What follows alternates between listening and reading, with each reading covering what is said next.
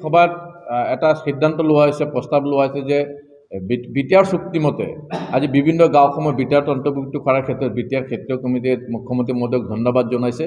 লগতে বাল্য বিবাহৰ ক্ষেত্ৰত মুখ্যমন্ত্ৰী যি ভূমিকা লৈছে আমি তাক ধন্যবাদ জনাইছোঁ, কাৰণ আমি দেখিছোঁ বাল্য বিবাহৰ কাৰণে বহু ছোৱালীৰ জীৱন ধ্বংস হৈ গৈছে আৰু ইয়াৰ কাৰণে বহু ক্ষেত্ৰত আমাৰ সমাজ ব্যৱস্থা দায়ী। এই ক্ষেত্ৰত মুখ্যমন্ত্ৰীয়ে লোৱা ভূমিকাক আমি যথেষ্ট আদৰণি জনাইছোঁ। কিন্তু আৰু এটা কথা ঠিক যে আজি যিসকল বিয়া 5 বছৰ 10 বছৰ হৈ গ'ল, তেওঁলোকৰতো আজি এটা বা দুটা সন্তানৰ প্ৰশ্নমাতি আছে। যদি এইসকল ব্যক্তি যদি আজি জেলত যাবলগীয়া হয় বা বিভিন্ন ধৰণৰ হাৰাশাস্তি পাবলগীয়া হয়, তেতিয়াহ'লে বহু সুখৰ সংসাৰ আজি ধ্বংস হৈ যাব।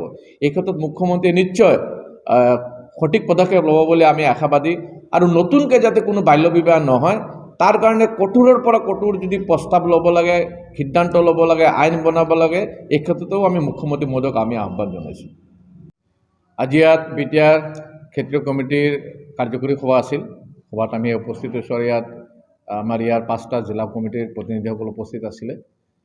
আমি বিভিন্ন সমস্যাবোৰ লৈ আলোচনা কৰিছোঁ। লগতে আমি এইবাৰ আমাৰ কেন্দ্ৰীয় যিখন প্ৰতিষ্ঠা দিৱস 20 এপ্ৰিল, এই প্ৰতিষ্ঠা দিৱস আমি বিটিএডিত অনুষ্ঠিত কৰাৰ সিদ্ধান্ত লৈছোঁ।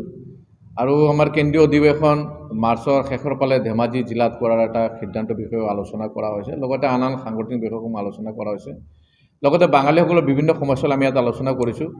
আজি আমি সাংবাদিক বন্ধুসকলৰ জৰিয়তে আমি চৰকাৰলৈ আহ্বান জনাব বিচাৰোঁ যে আজি আমি যোৱা 7টা বছৰত আমি কি পালোঁ, অসমত থকা হিন্দু বাঙালীখিনি কি পালোঁ, সেই লৈ আজি বিস্তাৰিত আলোচনা হৈছে। কাৰণ চাওক, আজি অসমৰ সকলো জাতীয় জনগোষ্ঠীৰ বিভিন্ন সমস্যালৈ বাঙালী যুৱ ছাত্ৰ ফেডাৰেশ্যনে মাত মাতি আহিছে। আৰু চৰকাৰৰ আটাইতকৈ ডাঙৰ শক্তিশালী ভূমিকা যদি লোৱা হয় চৰকাৰ গঠনৰ ক্ষেত্ৰত, এই ক্ষেত্ৰত হিন্দু বাঙালীসকলে যথেষ্টখিনি শক্তিশালী ভূমিকা লয়। আৰু এই কথাও আমি নুই কৰিব নোৱাৰি বা অস্বীকাৰ কৰিব নোৱাৰি যে অসমত থকা প্ৰায় 90% হিন্দু বাঙালীসকলে আজি বিজেপিৰ ভোট দিয়ে বা বিজেপিৰ মূল চালিকা শক্তি। এই কথাখিনি বিজেপিও দলে জানে, চৰকাৰেও জানে।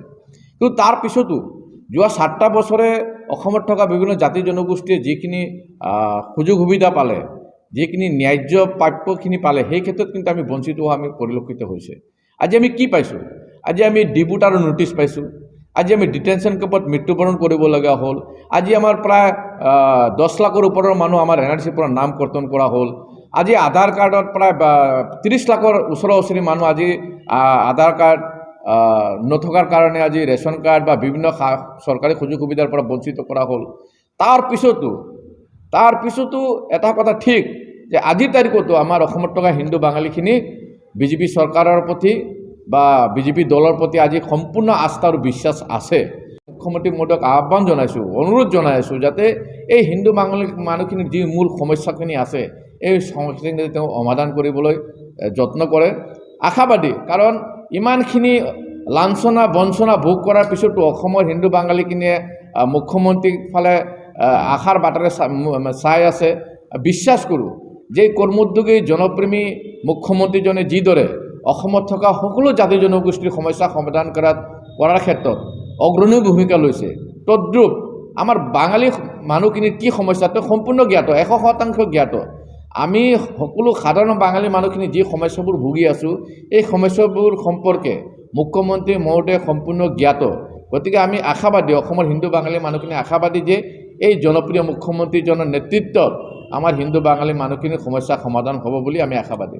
আৰু সেই ক্ষেত্ৰত আমি এই মাৰ্চ মাহ শেষৰ ফালে আমি ধেমাজিত আমি 1 লক্ষ হিন্দু বাঙালীক সমাগম কৰি আমি আমাৰ সমস্যাবোৰ আলোচনা কৰিম। আৰু উক্ত সভাত আমি মুখ্যমন্ত্ৰী মহোদয়ক আমন্ত্ৰণ জনাম আৰু এই সভাত মুখ্যমন্ত্ৰী মহোদয়ৰ জৰিয়তে আমাৰ সমস্যাখিনি সমাধান হ'ব বুলি আমি আশাবাদী।